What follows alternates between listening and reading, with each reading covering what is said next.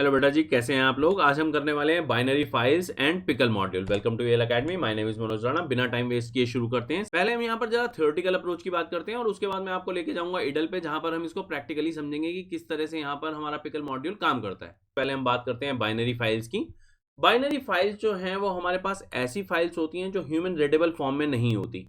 कई हमारी एप्लीकेशंस ऐसी होती हैं जिनके अंदर हमारे को टेक्स्ट फॉर्मेट नहीं चाहिए होता। अगर मान लीजिए आप फोटोशॉप में कोई ड्राइंग कर रहे हैं, कोई स्केचिंग कर रहे हैं, इल्यूस्ट्रेटर पे आप कोई काम कर रहे हैं, या कोई 3D आप मॉडलिंग कर रहे हैं। अगर अलग अलग मान लो हम एप्लीकेशंस की बात करते हैं, सिंपल मैं कहता हूँ अगर गेम खेल रहे हैं हम, तो गेम खेलते वक्त भी आपको कई बार जो है वो सेविंग की जरूरत पड़ जाती है। आप चाहते हैं कि आपकी करंट स्टेट जो है वो वहां पर सेव हो जाए। आप कौन से राउंड पे हैं, आपके पास कौन सा आर्मर है, कौन सा वेपन है, कितने एनिमीज आप मार चुके हैं, जो भी हम डेटा है वो स्टोर करना चाहते हैं। लेकिन हम नहीं चाहते कि हम उसको रीड करें। हम नहीं चाहेंगे कि ये सब कुछ हमारे को एक टेक्स्ट फॉर्मेट में मिले। लेकिन हाँ, जब हम उस गेम को खेल रहे हैं, मान लीजिए नेक्स्ट टाइम आप वो वाली गेम जो है वो ओपन करते हैं, तब आप चाहेंगे कि हाँ हमारे पास वो वाली फाइल कहीं ना कहीं स्टोर हो, ताकि हम उसको रिट्रीव कर सके उस गेम के अंदर। तो ऐसे में हमारे पास बाइनरी फाइल्स जो है वो हमारी हेल्प करती हैं। बाइनरी फाइल्स को बनाने के लिए या उनके अंदर डेटा जो है उसमें मैनिपुलेशन के लिए हमारे को चाहिए होता है पिकल मॉड्यूल। ये जो पिकल मॉड्यूल है, ये पाइथन का कोई भी स्ट्रक्चर अगर हम लेते हैं, कोई भी ऑब्जेक्ट स्ट्रक्चर हो, भले ही वो ट्रिपल हो, भले ही वो डिक्शनरी हो, किसी भी तरह का पाइथन ऑब्जेक्ट जो है वो उसको वहां पर डेटा के अंदर स्टोर कर लेगा। और फिर उसके बाद वही डेटा जो होगा, यानी हमारी बाइनरी फाइल जो है, उसको वापस अगर हमारे को चाहिए होगी तो रिट्रीव करने में हमारी हेल्प करता है। इस मॉड्यूल के अंदर हमारे पास दो प्रोसेस होती हैं, सीरियलाइजेशन एंड डी सीरियलाइजेशन। अगर हम सीरियलाइजेशन की बात करें तो सीरियलाइजेशन क्या करता है, जो भी हमारा पाइथन का डेटा है उस डेटा को वो वहां पर टेम्परेरी मेमोरी यानी रैम के अंदर लेकर जाएगा, जिसे हम कहते हैं स्ट्रीम ऑफ बाइट्स। ये जो स्ट्रीम ऑफ बाइट्स हैं, सिंपल वो वाली हमारी जो डेटा है उसके छोटे छोटे टुकड़े हैं जो बाइनरी में गए हैं, और वो जो है वो एक बाइनरी फाइल के अंदर जो है वो वहां पर हमारी एक डिस्क के अंदर कहीं ना कहीं स्टोर हो गए हैं। अब उसको कहीं पर भी अगर मान लो हमने नेटवर्क में भेजना है, कहीं डेटाबेस में भेजना है, जो मर्जी हम चाहें उसका कर सकते हैं, क्योंकि वो हमारी एक बाइनरी फाइल जो है वो स्टोर हो गई। इसी प्रोसेस को हम सीरियलाइजेशन या पिकलिंग कहते हैं।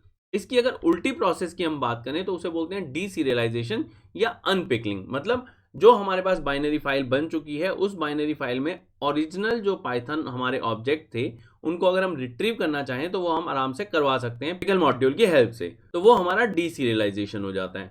पिकल मॉड्यूल जो है वो बाइनरी फाइल के साथ में डील करता है। तो यहाँ पर रीडिंग और राइटिंग नहीं होती, बल्कि डेटा जो है वो डंप किया जाता है और डेटा जो है वो लोड किया जाता है। हम सिंपल अगर मान लो टर्म्स के अंदर बात करें तो अगर आप टेक्स्ट फाइल जो है वो ऑलरेडी कर चुके हैं तो आपको वहां पर पता होगा कि वहां पर राइटिंग के लिए हमारे पास राइट, राइट लाइंस, रीडिंग के लिए read, read line, read lines, ऐसे ऐसे मेथड होते हैं। लेकिन यहाँ पर जो है वो हमारे पास राइटिंग के लिए डंप मेथड होता है, और जो हमने वहां पर रीडिंग करनी होती है उसके लिए वहां पर लोड मेथड होता है। तो ये तो था इसका थ्योरेटिकल पार्ट। अब जरा प्रैक्टिकल पार्ट के लिए हम चलते हैं इडल पे। तो ये हम आ गए हैं इडल में। अब देखते हैं कि यहाँ पर बाइनरी फाइल जो है वो किस तरह से क्रिएट की जा सकती है और किस तरह से हम उसको हैंडल करते हैं। तो पहले हम यहाँ पर फाइल ऑब्जेक्ट बना लेते हैं, और ये बिल्कुल टेक्स्ट फाइल की तरह ही बनता है। इसके अंदर हमारे पास जो है हम नाम देंगे। अभी मैं नाम इसको बाइनरी फाइल दे देता हूँ, ताकि आपको पता चले कि मैं कौन सी फाइल जो है वहाँ पर किसके साथ हम मतलब डील कर रहे हैं। और यहाँ पर जो मोड होते हैं वो टेक्स्ट फाइल के अगर आप मोड जानते हैं, मतलब RWA, तो बिल्कुल उसी तरीके से यहाँ पर RB, WB और AB ये हमारे एक्सेस मोड होते हैं। WB मोड जो है वो वहाँ पर राइटिंग के लिए काम करता है। इस चीज़ का हम ध्यान रखेंगे कि हम जो राइटिंग बोलेंगे वो राइट हो नहीं रहा, बल्कि वहाँ पर डंपिंग हो रही है। अब ये जो है, अगर इसको मैं यहाँ पर F डॉट क्लोज कर देता हूँ, तो यहाँ पर क्लोजिंग के बाद आप क्या देखेंगे कि ये वाली फाइल जो है वो क्रिएट हो जाती है। तो हम वहाँ पर अगर फोल्डर में जाएं तो आप देखेंगे यहाँ पर हमारे पास बाइनरी फाइल आ गई है। लेकिन अगर मैं अभी के लिए इसको ओपन करूंगा तो इसके अंदर कुछ भी नहीं है, क्योंकि ये जो है ये हमारा एक ब्लैंक फाइल है। अब कोशिश करते हैं कि इसके अंदर कुछ ना कुछ जो है वो हम लिखें। लिखने के लिए हमें वहां पर मतलब जो डंपिंग है, इनफैक्ट उसके लिए हमारे को वहां पर एक मॉड्यूल चाहिए होता है। वो क्या है? Pickle module. अब ये हमने वहां पर इंपोर्ट कर लिया। हम इसके अंदर चाहते क्या है, मान लो हम यहाँ पर एक ट्रिपल ले लेते हैं। ट्रिपल जो है वो सिंपल मैं 3 नंबर्स की ले लेता हूँ, 1, 2 और 3। और इसी तरीके से एक मान लो लिस्ट बना लेते हैं, और लिस्ट के अंदर मैं चाहता हूँ यहाँ पर हमारे पास A और B और C, ये 3 कैरेक्टर्स जो हैं वो अलग अलग एलिमेंट की तरह जो हैं वो आ जाएं।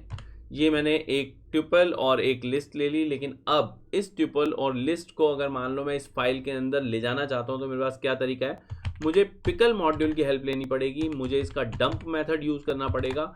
इसमें मुझे 2 आर्ग्यूमेंट चाहिए होते हैं। सबसे पहले मुझे ऑब्जेक्ट बताना है कि मैं कौन सा ऑब्जेक्ट डंप करना चाहता हूँ। तो मैं मान लो T1 जो है वो चाह रहा हूँ। उसके बाद मुझे फाइल ऑब्जेक्ट बताना पड़ता है। तो कौन सी फाइल है मेरी? F फाइल है। तो F फाइल के अंदर यहाँ पर ट्यूपल जो है वो आ जाएगा। और इसी तरीके से मुझे वहाँ पर पिकल डॉट डंप, और फिर इसके अंदर जो है मान लो मैं list1 जो है डंप करना चाहता हूँ, तो मुझे फाइल ऑब्जेक्ट फिर दोबारा से देना पड़ेगा। और मैं सेव करके रन करता हूँ, तो ये दोनों के दोनों जो है वो अब एंटर हो चुके होंगे हमारी बाइनरी फाइल में। चल के देखते हैं। लेकिन प्रॉब्लम क्या होगी वो आपको मैं पहले ही बता चुका हूँ कि ये ह्यूमन रीडेबल फॉर्म नहीं होती। तो आप देख ही सकते हैं हमारे पास कुछ एब्सर्ड वैल्यूज जो हैं वो आ गई, कुछ स्पेशल कैरेक्टर्स हैं जिनको हम पढ़ नहीं सकते।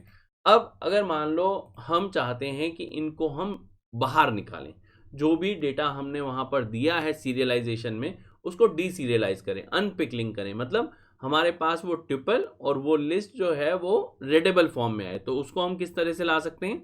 उसके लिए हमारे को यहाँ पर ये जो मोड है WB, इसे RB मोड में लेकर जाना होगा। क्योंकि ये फाइल बन चुकी है तो अब हमारे को इस कमांड की कोई ज़रूरत नहीं है, इसको हम हटा सकते हैं और इसको हम यहाँ पर RB मोड में ले जा सकते हैं।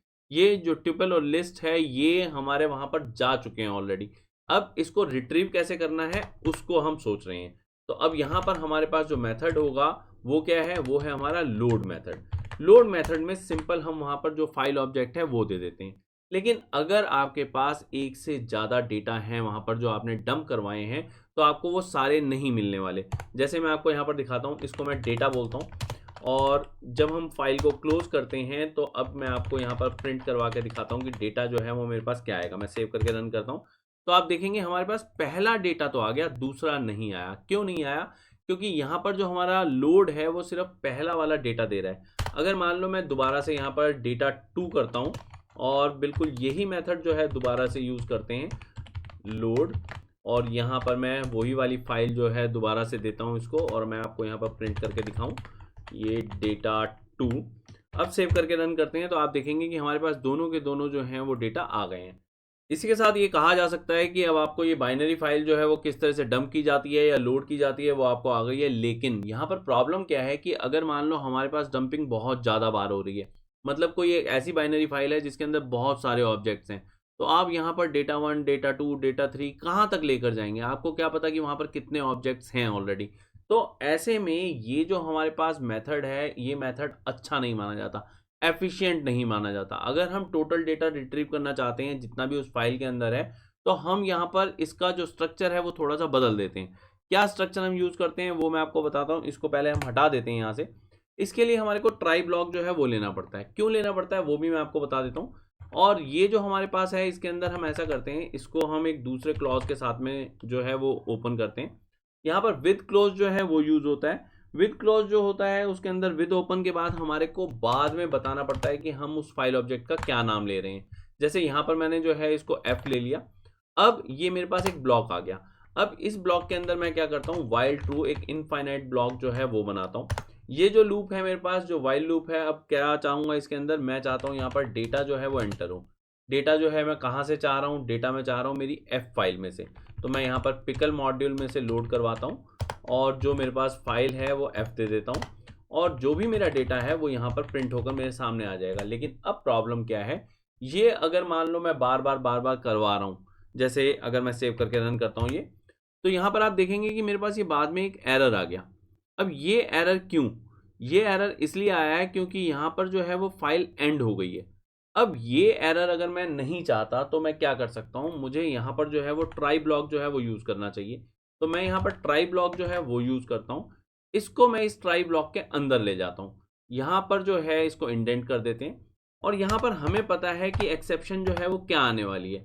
तो यहाँ पर हम एक्सेप्शन के अंदर EOF एरर जो है वो हम लिख देते हैं, और इसके अंदर मैं इसमें वैल्यू जो है वो पास दे देता हूँ ताकि वहाँ पर कोई एरर ना आए। लेकिन इस चीज़ का आप ध्यान रखेंगे कि हमारे पास जो फाइल है ये ऑटोमेटिकली क्लोज हो जाती है विद में, लेकिन अगर एरर आएगा या वहाँ पर ट्राई ब्लॉक के अंदर है तो हमारे लिए अच्छा वे क्या रहता है कि हम इसको बाद में f.close अलग से भी करवा दें।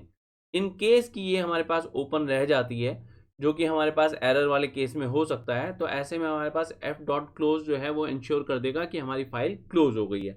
अब अगर मान लो मैं सेव करके रन करता हूँ तो आप देखेंगे कि मेरे पास जो भी डेटा मैंने इसके अंदर एंटर करवाया था वो अपने आप आ गया है। वो ऐसा नहीं है कि सिर्फ 2 हैं तो आएंगे, या ऐसा नहीं है कि 15 तक आएंगे। अब क्योंकि वो वाइल ट्रू लूप में है तो ऑब्वियस है आप उसके अंदर जितना भी डेटा लेंगे वो सारा डेटा आपको वापस जो है वो यहाँ पर मिल जाएगा। तो बस बेटा जी, इस वीडियो के लिए इतना ही। मिलते हैं नेक्स्ट वीडियो में। होपफुली आपको मेरा मेथड पसंद आया हो। इन केस आया हो तो please like share and subscribe.